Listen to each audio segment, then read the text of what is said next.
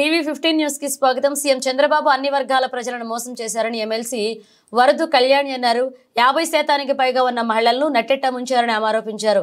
విశాఖ వైకాపా కార్యాలయంలో గురువారం ఉదయం ఆమె మీడియాతో మాట్లాడారు. 2024 వెన్నుపోటు నామ సంవత్సరంగా మిగిలిపోతుందన్నారు. చంద్రబాబు గజనీల పాలన చేస్తున్నారన్నారు.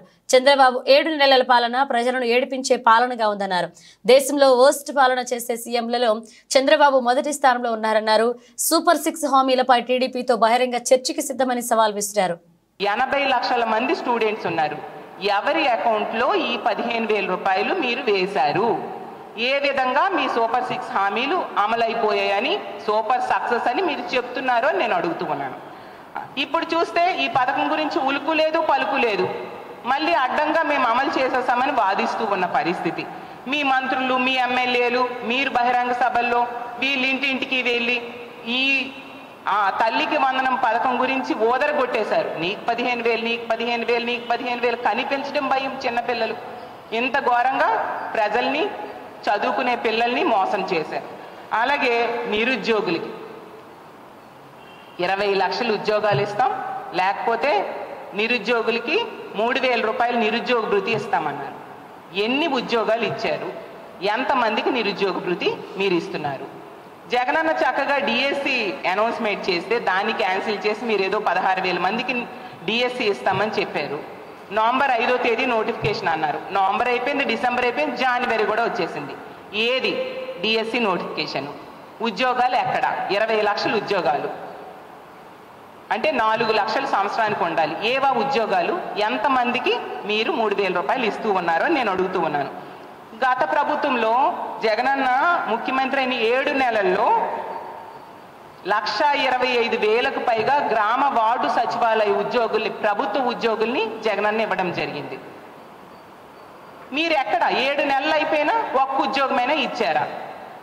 ఆ పైన జగన్మోహన్ రెడ్డి గారు 2,60,000 మంది వాలంటీర్లకి ఒక భృతి ఇచ్చి 5,000 రూపాయలతో వాళ్ళకి ఉపాధి కల్పిస్తే ఈరోజు వాళ్ళందరికీ ఉపాధి లేకుండా చేశారు.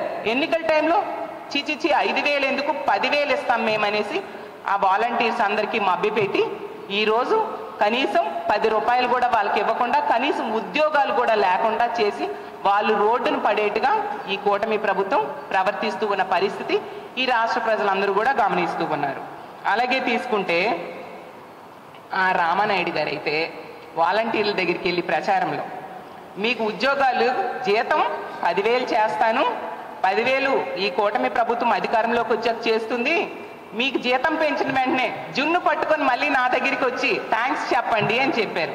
రామానాయుడు గారు నేను ఒకటే అడుగుతున్నాను, ఈ జున్ని పట్టుకొని ఈ వాలంటీర్స్ ఎవరికి ఇమ్మంటారు? వాళ్ళు ఉద్యోగాలు పోయినందుకు జున్ను ఇమ్మంటారా రామానాయుడు గారు అని నేను అడుగుతూ ఉన్నాను.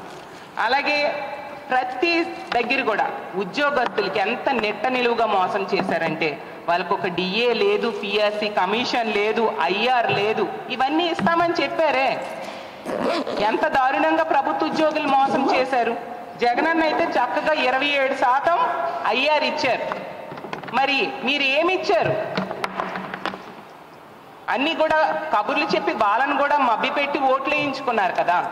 ఇప్పుడు ఇవేవి వాళ్ళకి లేకుండా చేసిన పరిస్థితి మీరు కల్పించారు కదా. ఈరోజు ఉద్యోగుల పరిస్థితి ఎంత దారుణంగా ఉందంటే ఈ తెలుగుదేశం పార్టీ నాయకులు వాళ్ళని కొడుతున్నారు, తిడుతున్నారు, ఉద్యోగుల్ని కేసులు పెడుతున్నారు. అసలు జైల్లో ఉద్యోగులకైతే బట్టలు విప్పి తనిఖీలు చేయిస్తున్నారంట. ఎంత దారుణంగా ఉద్యోగుల పరిస్థితి ఈరోజు ఈ రాష్ట్రంలో ఉంది. ఇంకో ముఖ్యమైన పథకం 3 గ్యాస్ సిలిండర్స్ ఇస్తామని చెప్పారు. మొన్ననే మేము కౌన్సిల్లో నాదెండ్ల మనోహర్ గారి ద్వారా అతని నోటితోనే చెప్పించడం జరిగింది. కేవలం 895 కోట్లు మాత్రమే రిలీజ్ చేయడం జరిగింది బడ్జెట్లో. అది కూడా ఒక్క సిలిండర్ కూడా ఫుల్గా ఇప్పుడు ఉన్నారు ఎంతమంది ఎల్పిజి గ్యాస్ సిలిండర్స్ కనెక్షన్స్? 1,55,00,000 మంది ఉన్నారు. అందులో తెల్ల కార్డు ఉన్న వాళ్ళు 1,48,00,000 మంది ఉన్నారు. ఒక్క సిలిండర్ మొత్తం ఈ 1,48,00,000 మందికి ఇవ్వడానికి కూడా ఈ 895 కోట్లు సరిపోని పరిస్థితి. అంటే మొదటి సంవత్సరమే ఈ ఉచిత గ్యాస్ సిలిండర్స్ విషయంలో ప్రజల్ని మోసం చేశారు అనేది తేటతెల్లమైపోయింది. అలాగే మద్యం, గంజాయి గత 7 నెలల కాలంలో మనం చూస్తూ ఉన్నాము. మద్యం ఏరులై పారుతూ ఉంది. వీధికి ఒక బెల్ షాప్ చొప్పున తయారయ్యే పరిస్థితి కల్పించారు. ఈ పార్టీ ఎమ్మెల్యే నిర్వహిస్తున్న మద్యం షాపులకి అనుబంధంగా ఈ బెల్ షాప్స్ నిర్వహించిన సంగతులు ఎన్నో మనం చూసాం. ఈవెన్ హోమ్ మినిస్టర్ సొంత నియోజకవర్గంలో బెల్ షాప్స్కి వేలం వేశారంటే ఎంత దారుణంగా బెల్ షాప్స్ ఉన్నాయో అర్థం చేసుకోవచ్చు.